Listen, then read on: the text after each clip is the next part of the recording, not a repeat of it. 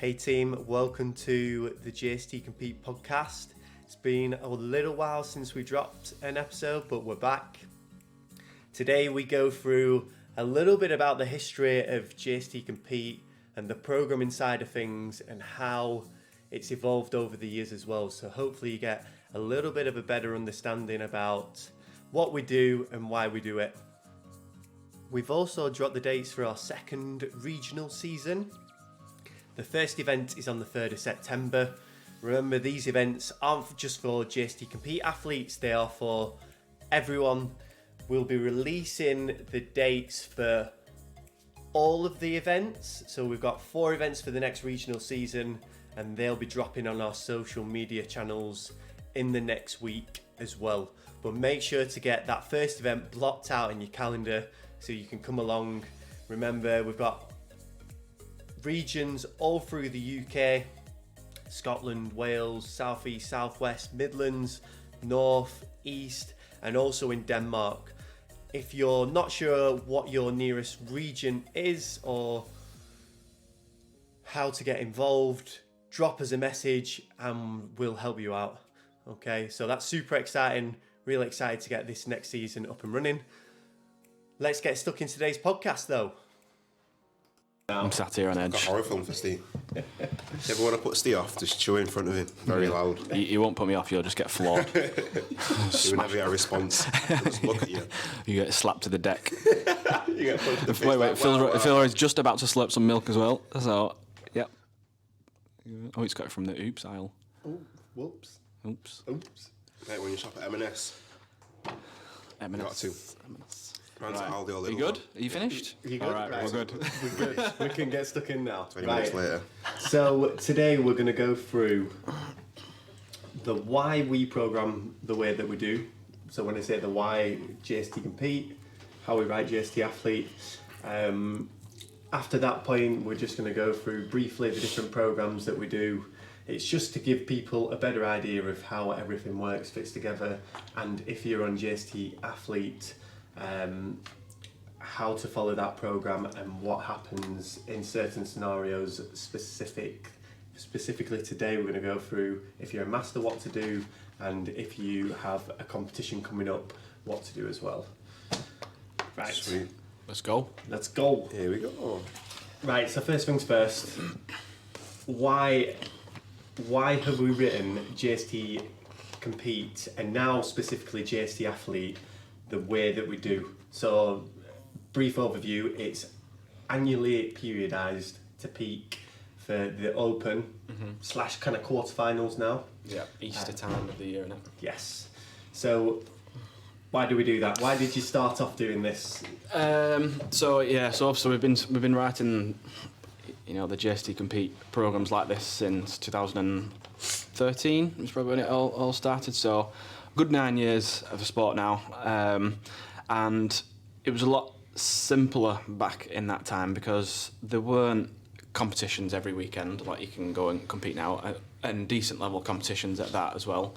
The main competitions, you had the Open, which was the end of Feb, and then you had regionals, which was roughly May. And then there was maybe like one other like national level competition, London Throwdown, Battle London, changed its name about 1,500 times. And other than that, there wasn't too many other options out there, which made it really easy to identify when you want to be in the best shape possible and when you can take some time off. So when you want to be in season and when you can be off season. So that's just naturally how the program started, and we followed that structure of in season around again like Easter-ish time, where it's the Open and now quarterfinals, and off season was after that until back round to the next year. So we've kept that, and that works really well because I found anyway that obviously the levels have gone higher now, but you'd find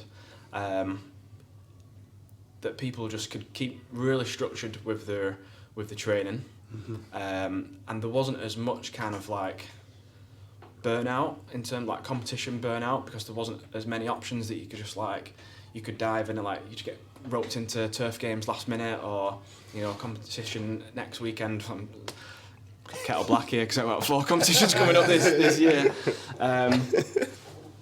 But it's just like, it was easier to keep a structure, and it was easier in terms of programming, and better in terms of programming, to make sure that you can just keep developing year round if there was only like a certain block, say 3 to 4 months of the year, where you were really focusing on being in your best shape. And then you could learn from all the competitions, like the Open or regionals or any other competition you've done in that period, and then you could build on that and improve on that, iron out any weaknesses, keep building up your strengths for the next season. What we find is if you're always just looking to like compete every month or every 2 months, you don't get that like longer term development, or you don't get the opportunity to go through longer term development like you would if you just had that 3 months in the year that you were focusing on. So obviously it kind of happened with how the season used to be. Mm-hmm. But where else did you kind of take that inspiration from? Because you're at university, you did sports coaching, wasn't it? Yeah. So did you take something from there and then apply it, and then obviously with the season it kind of fit together, or? Yeah, but it's just like if you, let's say say we've got this person A and they need to build strength. And I was probably that person A for a lot of the time. I needed to get stronger. You don't get stronger in just like a month of 1 month squat cycle and then like you're good to go again. Like you need a prolonged period of time where you maybe have to accept that I'm not going to be like peak fitness for a CrossFit competition, because you have to step back and you have to channel more of your energy and your time into focusing on these weaknesses. And when you go through that period, you'll go through, like when you first go for like a month or so of focusing on your weaknesses, your overall fitness levels and how you are as an athlete overall just decreases, because you've only been working your weaknesses for a month, so they've not got that much better. You've not really pushed on too much of, like, if your strength was conditioning, then you've not really touched too much on your conditioning, so you've not really been working your strength. So like you're a month in and you're actually at a worse level than you were a month before. Yeah. You need to continue with, that longer period of time where you're working on that, until it gets to the point where your weakness rises, and then you can rise up your strengths as well. So like if you just try to do like a really short off season, you're likely to be in a worse position than if you didn't have an off season at all. Yeah. So that's why like a 12-month phase just gives like that longer period of time. And if I'm being like really picky, we've spoken about this quite a lot. If you extended that to 24 months, and there's a lot of examples out there where you went 2 years round, like I think you'd see way better development in athletes. Examples being like, if you think of people who have like, games athletes who've maybe missed out on games qualification, it's opened up like 3 or 4 extra months for the following year. Mm-hmm. Lucas Hogberg being an example, he missed out games qualification, following year came 3rd at the games. Briggsy missed out games qualification 2012. No, she didn't miss out, she was injured 2012. Mm-hmm. Won the games 2013. Rasmus Anderson was an example, I can't remember the years, but he did the same thing. There's a lot of people who have gone, like, had like a step back, whether it was an injury or missed out, and it's just opened up, giving them so much more time to get themselves in a better position for the following year.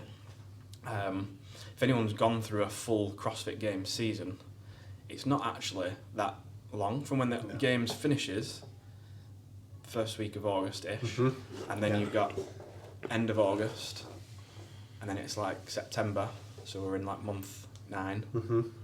and then you've got 3 months until January, and it's like, opens around the corner, and it really isn't, like, that's what I'm talking about, a short off season. And if you've got major weaknesses as well. Yeah, exactly, and that was me in 2016. I felt like I was constantly on catch up. I still needed to improve things like overall strength, deadlift strength, try to like cram it all and get as much as possible done in 3 months. And then it was just like quick turnaround, and before I know it, I'm back in like regionals preparation. So yeah, the longer the time that we have away from competition doesn't mean that we can't compete, mm-hmm. and we'll touch on that I guess later on, but the focus towards being in best physical shape only comes round like yearly in like a 2 to 3 month block. Yeah, I think that's super important for people to know, but also I guess the next thing, and like you said, we'll touch on it a little bit later in more detail, but how do people then decide, say for example, they may never get to the games because they're balancing a normal job. It's kind of that, at which point do you then say, right, I'm going to focus this year on doing, you know, XYZ competition, or I guess kind of picking which, you know, events you're going to do. Do you at any point look not at the long term but at the shorter term? Yeah, I think it's, I think actually if you speak to a lot of the athletes on our programme, they have goals and competitions, but I think more people they follow our programme because they're more involved in the process of getting better, and that's what you will get better, and over like a longer period of time when you follow training like this. Like athletes, they want to feel like they're developing, seeing improving in like different areas of the game, and I feel like, you know, that's what people are attracted to, and that's what keeps like the motivation, like the community is always buzzing. Everyone kind of like buys into what the certain focus is of that month, and then that's kind of what keeps people, you know, going.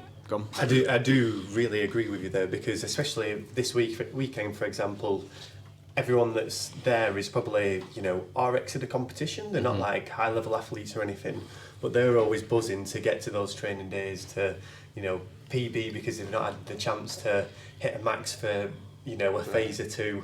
They want to see where they are. Like, it's funny. I feel like the JST Compete community has developed more from a few years ago, where it was a little bit more about, oh, I've got to get to regionals, or I've got to get to this competition, to now, and like we preach, it's more about the process than the outcome. And that's really helped the community grow. And when we see people at the regional events, the training days, you can really feel that as well, that, right, I've not been putting the work in over this past phase or two, it's time to fill your boots today.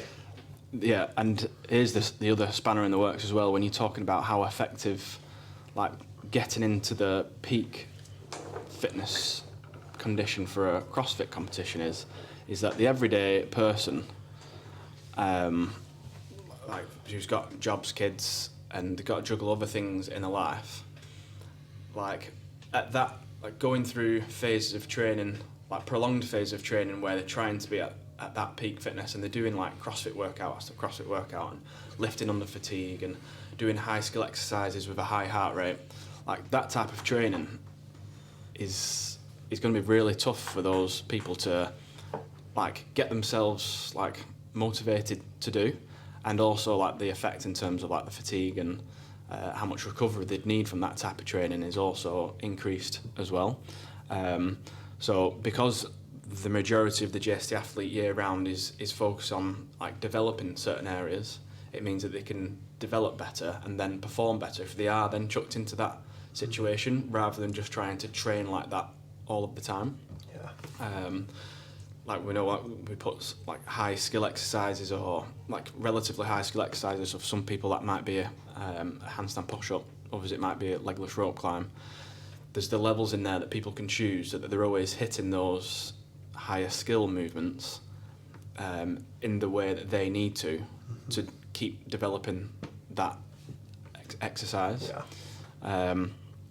If we didn't do that and we just chucked those into a workout, some people might survive, some people might find it was great, might get a great response of it, but for a large portion of the people on the programme, that skill will just crash and burn.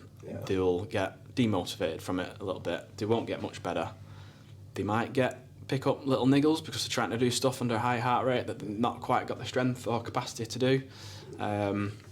So it's kind of like hitting your head against the wall a little bit. So again, there's another reason there. Like, not everyone has the time and the effort to be able to properly peak for a competition. If you talk about like proper peaking for competition, it's easy. Well, it's much easier for a full-time athlete to do it, because they can actually set aside like splitting the training up over a day, like over.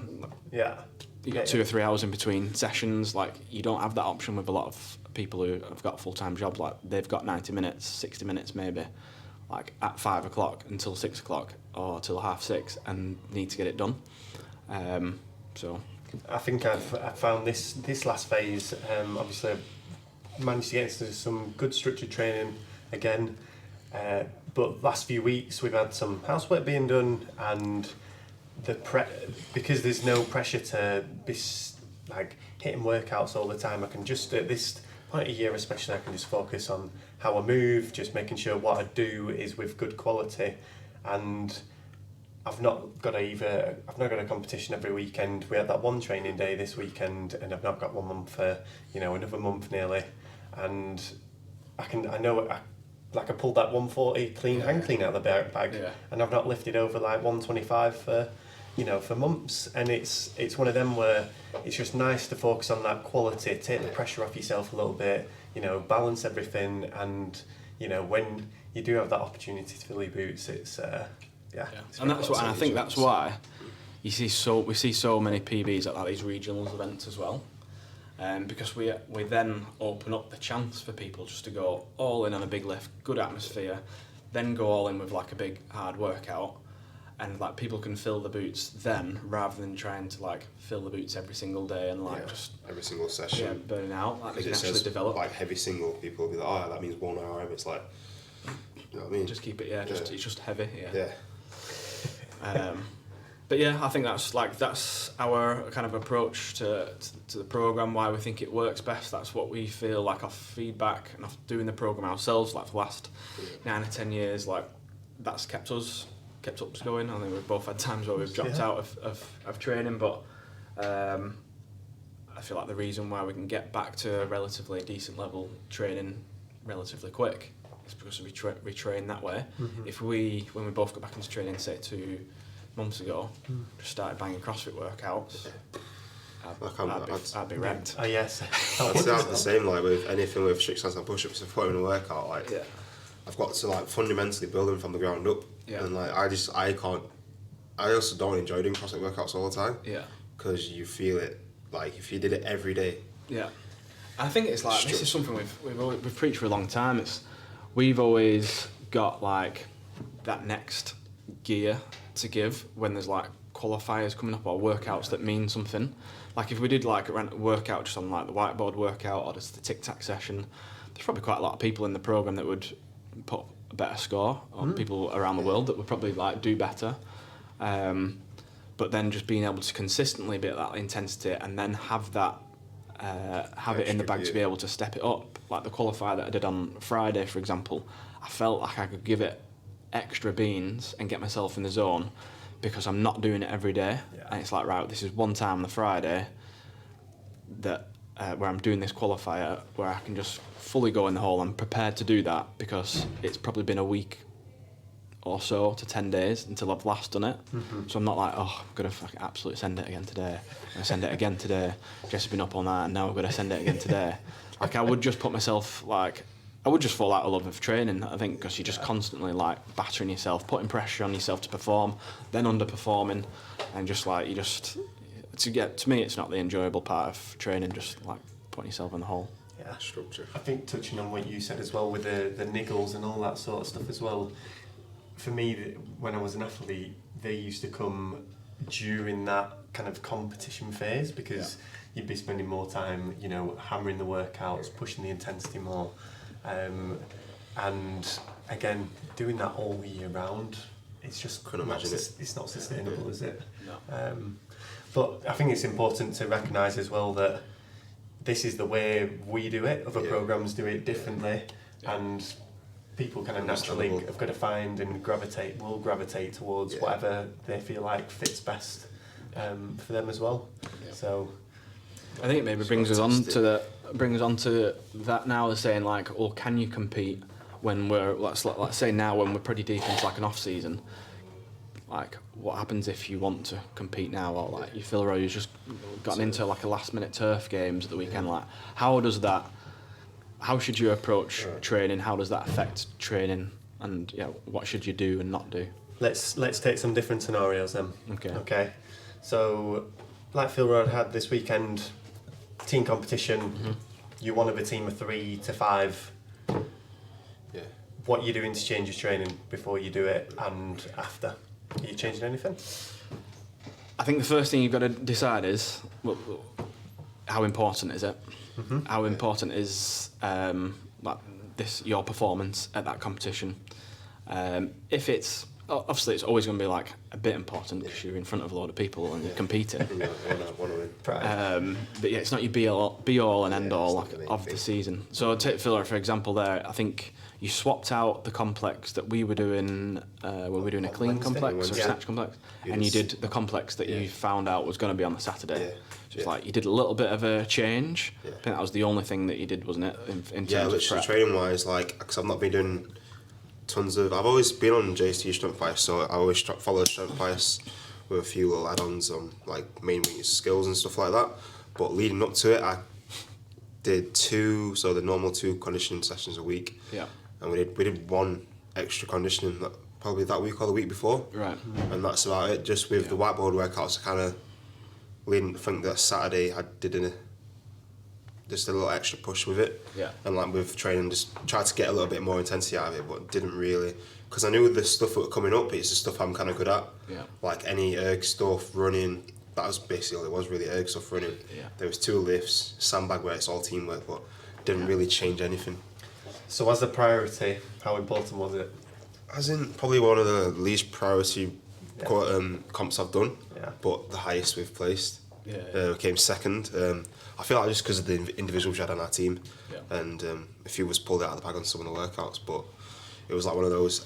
Coming into it, I wasn't feeling any pressure or anything like that, but I knew I could dig, and like it was just recovery in between the workouts. I've pulled out of the bag kind of last few months of like prepping for comps or prepping for training. Like electrolytes is a big thing for me. Like I always used to cramp up a lot. Like high rocks I cramped up both times when I did that. That's only an hour. So it's just getting everything right. So then obviously coming to my next competition that I do, I'm kind of settled into that. Yeah. So you kind of use turf games then as a way to like upskill yourself in terms of like executing the competitions, but in terms of your training and following the program, like you probably say 5 to 10% of the last week has just been adjusted slightly. Yeah, it started Friday evening, right? The competition, so Friday got missed. Obviously, Saturday got missed because you're competing then as well. Yeah. So there's 2 days out of the program there that have swapped, like been changed. Yeah, completely. You changed a little bit of the lifting on the Wednesday, and then we're back to it on the Monday. I did a competition on 2 weeks ago. Yeah. Same thing, it was a Saturday competition. The Friday I missed. Yeah, it was a pairs comp. The Friday I missed because I was travelling. I did the main thing, it was the deadlifts that was supposed to be on the Friday. I did them earlier in the week because I didn't want to not do them because it's quite a priority for me to keep on top of is the deadlifts. So I did them early in the week so that I could recover for them for the competition, and then everything else on the Friday and the Saturday just didn't do. And then back to it on the Monday. And this is probably the next thing is the Monday I just kept things chilled, kept myself moving, didn't want the competition to interrupt like a full week and then have to take a rest week. Just kept myself moving, hit the lower percentages, hit the lower set ranges so that I still could keep on track with the program but still let my body like flush out and recover from the competition. And then by the time I got to like the Wednesday, changed the squat day to Wednesday, didn't you? Yeah, I moved the squats to the Wednesday so I could hit them properly. And by the time I got to that Wednesday I felt like I was back in line. So there was a bit of an interruption, and that's what I've got to accept and take responsibility of because I decided to do a competition. But I've not changed the full week before or the full weeks before and the full week after, so it's not interrupted like 3 weeks of my training. It was maybe a week at most. At the end of the week of your training, Yeah. I think the key thing you said before that is prioritising, how important is it? Yeah. So those were probably, for you two, they're not too important, are they? They're pretty low priority. Good to get some experience for yourself, Steve, because it's been a long time since you met before. It's been 84 years. So let's look to like maybe the next kind of level up. So it could be a bigger national level competition. It might still be in a team or individually. Let's take, for example, we had Ragnarok this weekend, Battle for Middle Ground type competition, which we're starting to, like, we're up a level from what we did this year. And maybe it's individual, it's smaller teams, a bit more at stake, maybe there's a bit more prize money. Like, it's naturally going to mean a little bit more to people. And you're hitting that, but it's also off season. So you've got to figure out then, like, right, I still want to do well, but again, it's not the be all and end all. And as a general rule, then you've got to kind of, so if I just said then for the last that pairs comp I did, it probably disrupted a week's worth of my training. It's probably going to disrupt a bit larger amount of time, maybe 2 weeks of training, the week prior or the couple of weeks prior and the week after as well. I think at first you've got to come to terms with that. You've got to identify like how important the competition is, and then you've got to come to terms, right, the more important it is, the more this will disrupt my training, and that's okay. And if you accept that, it's probably going to disrupt your training even less, because you're just going to like align your behaviours like to go along with what you're doing in training as well. So with Georgia did it, and we just made sure that the volume the week before was a little bit lower, so following, lower set kind of ranges, that sort of stuff. And exactly like you said with Philroy, like you did Philroy, just swapping in workouts instead of the tic-tac session as an example, for potential events. So I alternated, so I didn't do the time and attention session. I did different movements that were in the workout, so that was in the competition, just to get my kind of stimulus ready for that. Because I hadn't used like a lighter sandbag for a while, so it's going a bit of a faster pace. Just acknowledging that, changing a few workouts that might be in your program to different movements that probably going to take around the same time that should have been in it. That was another thing I also did. And then I think accepting the week after that for a couple of days, especially with Ragnarok, it's quite a lot of events. Fucking hell. I thought there was an error on the lead on the competition card, because I thought at first it was a one-day event, and then it's like, they've got 5 events, but it says it's 9. And then, there's 9 events in 2 days. I was like, savage. I thought we were about 7. So I think accepting that, especially probably Monday to Wednesday, it's going to take some time to recover the CNS to start levelling out as well. And I think that's where you've also then got to be like, right, if I'm going to be recovering for the week after, and if I want to just take the foot off the gas a little bit the week before because I want to perform that a little bit better, what are the most important things that are coming up over these 2 weeks that I don't want to miss out? For example, like the back squat sessions that are in the program now, where it's kind of like we're in that fives waves and the deadlifts and the strict press. To me, someone who needs to build like some raw strength, I could really do with not missing one of those important sessions. So that might just be a case of just moving a couple of them a little bit earlier and doing them a little bit away from sort of a few days before the competition, so that obviously I'm not like too fatigued or sore for them on the competition weekend, or making sure that you catch up on them. So if it's the Monday when we've got the back squats, and you've competed Saturday, Sunday, putting them in on like the Friday or Saturday, or even like the Wednesday, like I did, like further on from the competition, so you're able to have recovered and still hit those. And it's just juggling those main things around a little bit. For some people, that might be the time under tension sessions, if gymnastics is your weakness. Like usually someone's either like strength, gymnastics, or engine weakness, hence why have the different tracks. So it's just picking those main sessions that you could really do with not missing, and fitting them in around your schedule so you can still do them and do them well, which is important. Not just do them, be able to do them and do them well, so you're actually adapting on the thing that you need to adapt to. Agreed. That's good. Another example, and I'd probably take yourself or me, Steve, say one of us was doing Arnold Fitness Games like a couple of years back, or say this year, Marbella, and you want to prioritise that competition a bit more but not change your like training again too much, would there be a point where you would think, oh, I know my strength's in a good place from the past couple of months because that's been, you know, the particular focus, but on the conditioning side of things, you've been again a couple of sessions in, but would there be a point when you would add an extra conditioning session in, or do you know what I mean, anything like that? Yeah. Yeah, and it would very much depend on how I feel things have been going in the kind of 4 weeks leading up. If I felt that like my engine and conditioning's in a good enough place then I would probably just like top it up a little bit. If I was a little bit worried that it was maybe a little bit off where I'd be happy it being, then just starting working on that just a little bit earlier.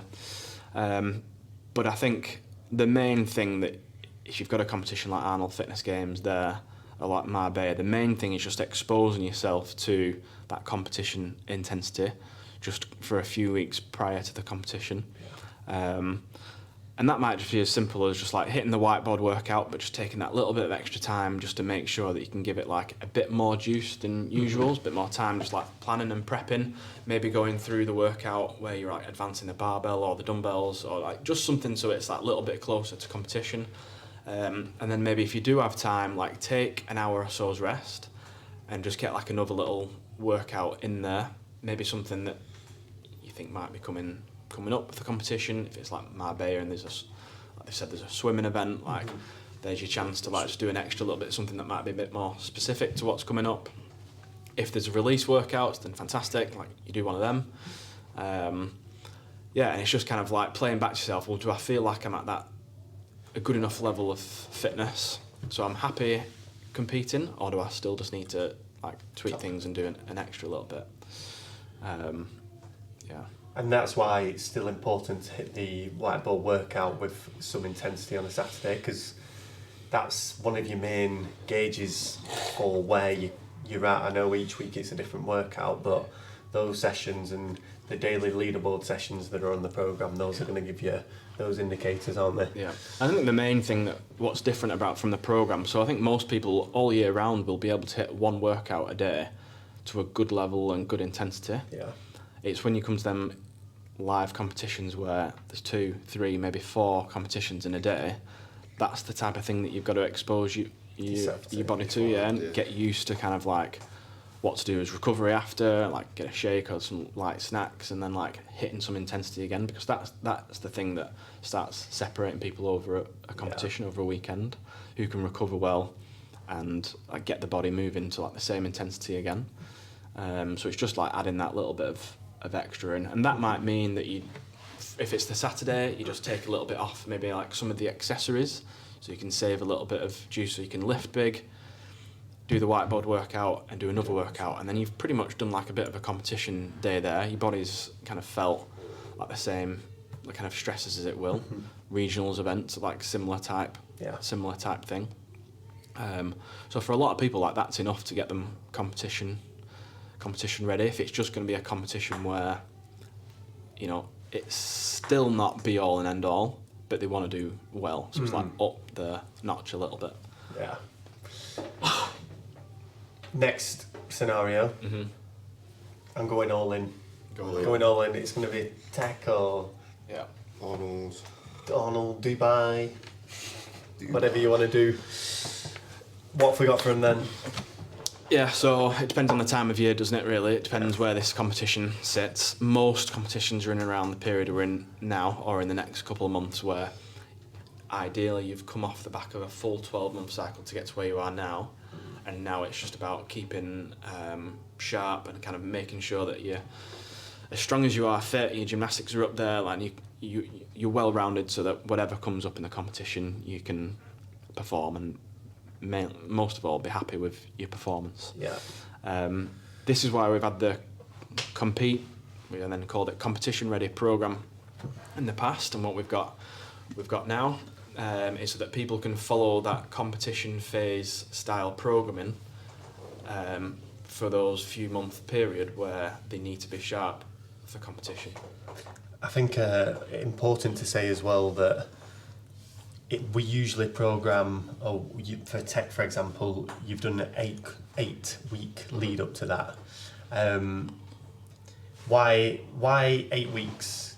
Why like that? Why that long? Why not 4 weeks? Why not? Do you know what I mean? Why not 12 weeks? Yeah. So I think 8 weeks is a good enough period of time for most people to be able to get themselves really in like competition, really getting competition ready. Yeah. For some people that might just be 6 weeks or 4 weeks. I think 8 weeks will get people to that point. Yeah. You could probably go for longer, like you could probably go for 12 weeks, but it's just like that's an extra 4 weeks then that you're losing out of potentially going through more developmental training rather than just like having training that's geared around what could come up at this competition. So taking the tech preparation as an example, how does that competition programming look different to JST Athlete, like the developmental stuff? Yeah, it's just everything's just closer on the continuum to like what competition looks like. So like the demands of competition where you're mixing maybe like barbell sessions with gymnastics. Yeah. Like you're doing relatively heavy snatches under high heart rate. You put in your higher skill elements under a bit more fatigue. The things that you're going to be demanded of when you get to competition.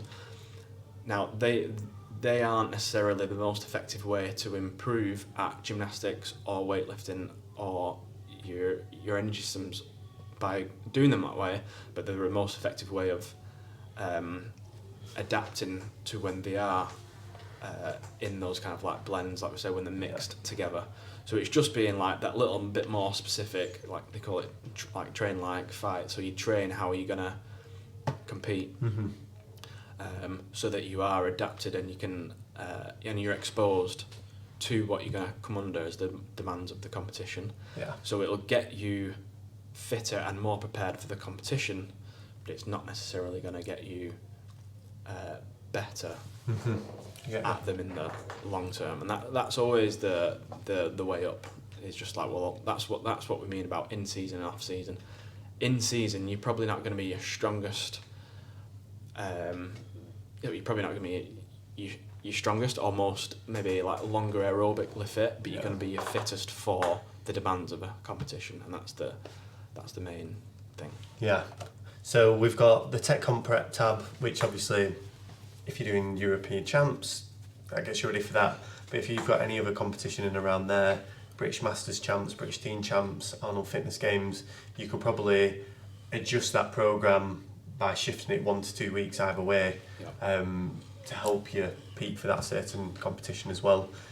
If you would take that programme and put it at a different time of year, say for example January in JST Athlete, it would look pretty similar, wouldn't it?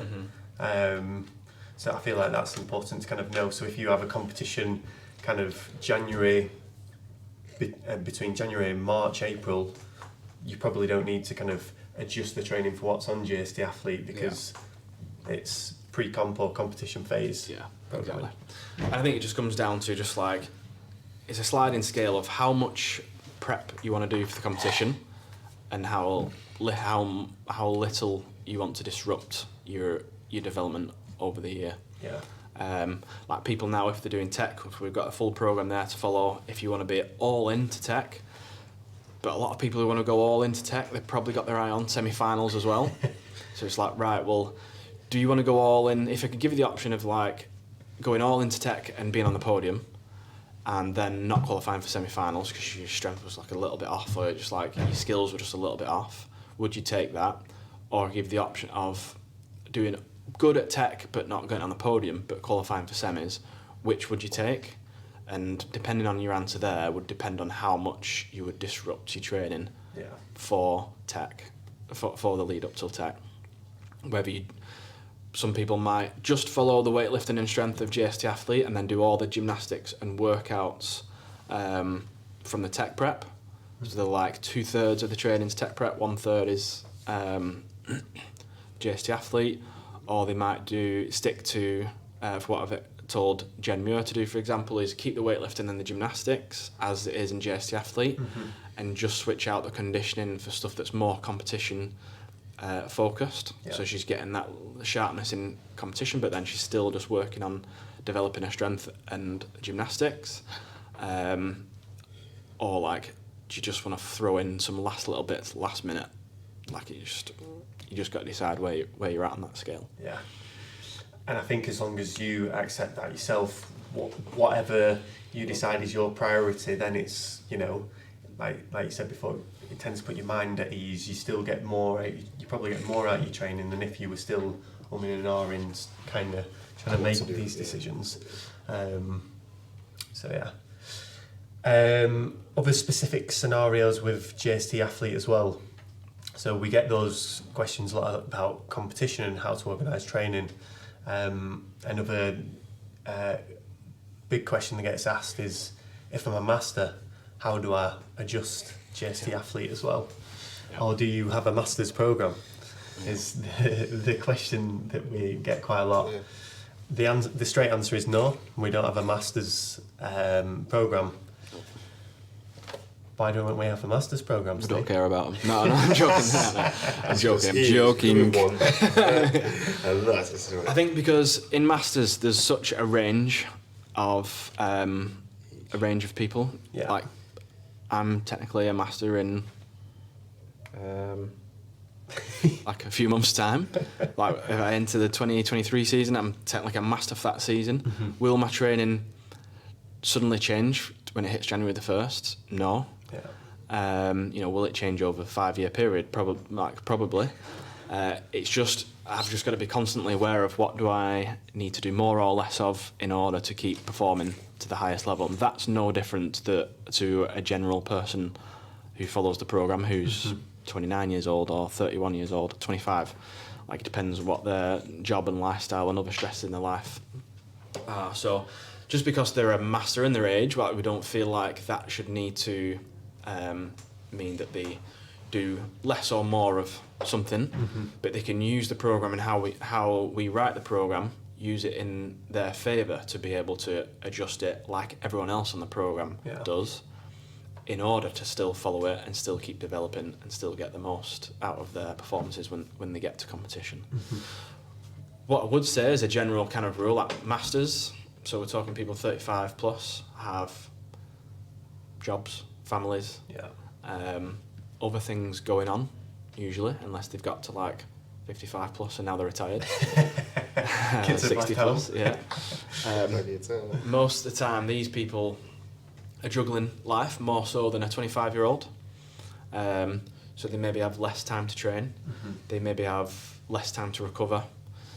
They maybe have more potentially disrupted sleeping patterns if they do have like young families. So then it becomes like, right, how do I adjust training now to make sure I can still keep performing and get the most out of the programme and get the most out of the bodies as possible. And that, which I'd give the same advice to a 27-year-old person if they also had a young family, would be, okay, take a bit of time to transition between your busy life and training so that you can get yourself in the right headspace.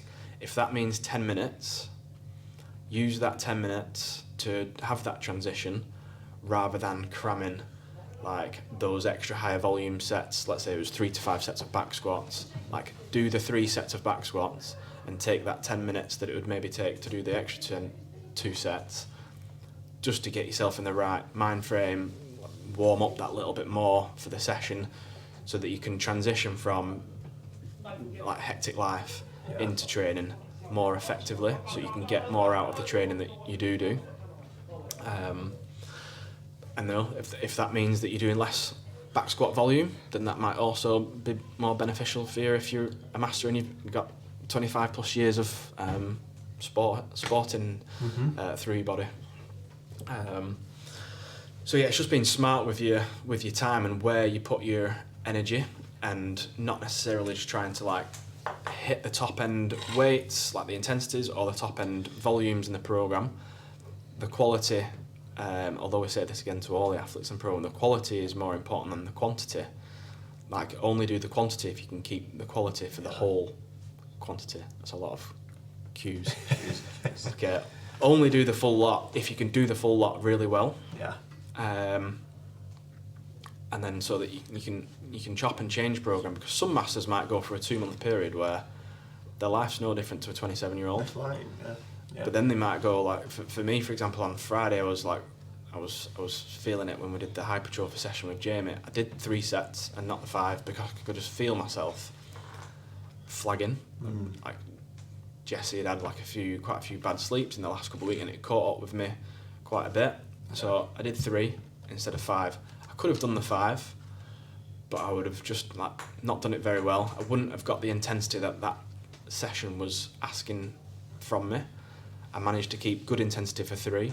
If I opened that up to 5, the overall intensity of the session would have been lower. I wouldn't have hit the stimulus of that session out as much. That the following week, Jesse might have slept better, and I might be able to do 5, and I might be able to hit the stimulus. So it's just always just being aware, taking responsibility to how you're feeling, what's going on in your life, and then adjusting your training based off the guidelines and the help that we give you. I also think with how we, again, program for the whole year, that fits, again, for a master very well, because there's time to, break it down to foundations, make sure you're not just constantly getting niggles from doing workouts all the time. And the addition of the movement mechanics that an hour in there as well, again, another great, tool to make sure that you're keeping on top of any imbalances, in potential niggles, all that sort of stuff. So it's using the same resources that any other athlete needs, but it's just applying it to your scenario and what's going I think on. what people really struggle with, and I know this because people at the training days and etc. say it all the time, is like accepting that taking the lower end range is okay to do. And when does it cross the line of I'm sandbagging this? Because that was it's the right thing to do. What's the right amount that I should do based off what's going on right now? And this is where we could probably do with coming like a bit up with a bit of like a thought chain to help people come up with the right decision. But I was having this discussion with like David and Emma last year, like, is it the right decision to do this session now? It's in the program, or do I just need to recover, like not do this session, or do less of this session and recover better to train better the next day? And there's just a lot of questions you've got to ask yourself to come up with the right answer in each situation, and every situation's slightly different. And you know what? You've got to do some stuff wrong sometimes to find out. Then you learn. You do to learn, because as an example, in the past, there's no way I'm thinking about doing lower sets a couple of years ago. Not a chance. But also in the past, if you had to do lower sets, something's wrong. As in, like, you're not taking responsibility of something, which is meaning that you can't do the maximum training that you should be doing. And I had the same conversation with Jamie, and he said to me, do you often pick like the lower sets? And I said, sometimes it depends what's going on. 5 years ago, not a chance. Like, I'm doing the top sets, and I might even chuck in something else after. But it's just like, if I do that right now, I'm written off. I don't know if you saw Sammy T on the programme from Forest Flow, put a post up a couple of weeks ago, a little story, just saying that he went through the motions a little bit on like some of the pull-up work, and it meant that he's got a young family as well, quite a few little jobs that he's juggling, and it meant that he could live to fight and train well the next day. It's just like, live to fight another day. And it was just like, that's the perfect attitude for people who aren't full-time athletes. Because that means that you can be consistent in your training, you can train the next day, and you can keep developing. Whereas if you had that little bit of a stubbornness as to like, no, this is what like Vander's going to do, or like this is what he's going to do, like I need to follow what they're doing to get as good as them. And it's like, then you end up not being able to train the next day. And then you're doing even less training than what you would have done if you just did a little bit less yesterday and you did more the next day. Yeah. So And that's, so the two things I become aware of is when it's, for example, with the building work going on in the house, not like being able to make proper meals because we've not got a kitchen, that sort of stuff. When he's training the next day and there's max effort set at the end of it, it's like, I'm doing these squats and I'm just getting the bare minimum here, but that's all good. I've just got to accept that, you know, my preparation wasn't as good as what it, you know, could have been in the past. And the other thing that I've recognised as well is when doing the tic-tac sessions as well, is towards them last couple of sets, it's almost on the verge of me like dropping off that cliff, and it's like, right, we're stopping it one earlier as well. Like that's, just so you've always got a bit more in the tank for the next day, the next time you do it. And that was it as well. So again, for example, them squats before, leaving them extra 1 or 2 reps in the tank for me means that for the rest of the week I'm going to be on a more level playing field as I go through the entire week. So if I did that extra rep on the squats or on the lifting this morning, tried to push 95 again, like the heavier sets for the rest of the week, like I was already feeling pretty bad today. I know for the rest of the week it would just knock on. But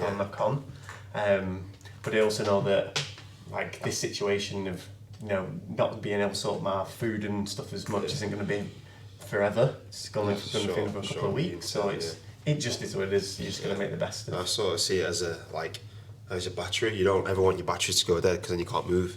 So for the next day, if you're coming in with a dead battery, you're not going to get much done, are you? You know what I mean? You're going to have to kind of see it as you're going to have to get a new pair of batteries. By the time you got a new pair of batteries this next week, you've missed all that full week. Instead of just draining yourself every day draining yourself, think like I need an extra 10%, or like in my training, it's like when it comes to workouts, I kind of give it 80%, 80 to 85%, just so I know in my head I'm always doing the workout. I'm not going to fully send it for what. Like my next big competition is going to be either the Open or Wannapalooza next year. Like, what's that? 7. You need to make sure that your batteries are going into your shoulder work and stuff that you're working on. That's more important. Rather than being like, oh, there's a workout up, I need to send it. It's like, no, I don't. Like, if someone beats me, I'm not bothered because, like, deep down, you know, in certain workouts, like that person's lying on the floor. Like, I feel alright actually. I'm gonna be alright tomorrow. And that's like, this is the whole. And again, I said this with Jamie, just on the Friday just gone. Is a lot of the time, what will make my decision now is I'll think what do I have to do after this session. So like, we've got that tic-tac session later on today. It's 4 to 6 sets. What am I doing after this? I've got to, pack up, got to get back home, look after Jesse and be with Jesse for an hour or two, like maybe put him to bed as well, and then it's going to go on to like 8 o'clock. So there's like 3 hours there where it's not going to be optimal recovery. I'm not going to be able to sit down on the couch, have like a perfect, I'm going to get some food in, and not going to be able to completely chill. So it's like if I feel like when I hit that 4th set, like I'm falling off the cliff gradually here. If I fully fall off the cliff and do full 6 sets for the sake of doing 6 sets, I'm not going to be able to. I'm going to be able to recover even less in the next few hours, which is then going to have an effect tomorrow. If, for example, it's a Saturday and I know that maybe like, let's say Fran's taking Jessie out for the day, or Jessie's with like in nursery or grandparents, and I've got 4 hours or so, a few hours or so after training where I can just completely relax, then I'm probably going to push the boat a little bit more and accept a little bit more of a drop-off, knowing that I can properly recover after this session. And it's like usually that'll be what makes my decision of whether I go all in, whether I go all in but less sets, or I go all in and all the sets. Like that's what makes my decision most of the time, what I'm doing after training. Recovery is key, my cheese. Cool, that was good. I think we'll wrap it up there. Key messages: prioritise, awareness of what's going on, not just in your training, but taking into account what's going on outside, and accepting it. And aligning your behaviours to your goals.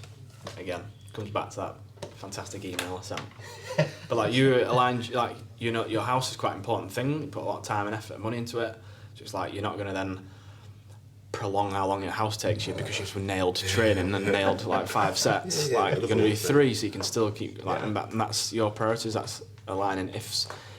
If you're then trying to be like a games athlete individual, and then you're dropping training to go and sort your house, then it's like then it becomes a bit of a problem because like you're trying to do one thing but you're doing another, and you're not going to get anywhere. 100%. If I'm sending this Tic Tac workout and I go home and I tell the joiner to put the knobs in the wrong place, my life's just not worth living. Yeah, because so Hannah ain't going to be happy. Cool. Thanks, guys. No problem. No problem. See ya. See ya. See there. Bye, Felicia. I hope you enjoyed today's episode, and I hope that cleared up a few things or just kind of gave you a better insight as to, you know, how JST Compete has come to where it is today and why we program the way that we do a little bit better and how we think. If you are a JST athlete, make sure you sign up to our circle community. We've posted links in the athlete group. Whether you're an individual JST Compete athlete or on one of our group programs, you can have access to that. That's us trying to build up the community and give you a better awareness of everything that we do, and that means training tips, preparation tips, events that we've got going on, how our class program links in with our competitive programs and as well. So make sure you check that out if you haven't already. Thanks for tuning in, and we'll see you for the next episode.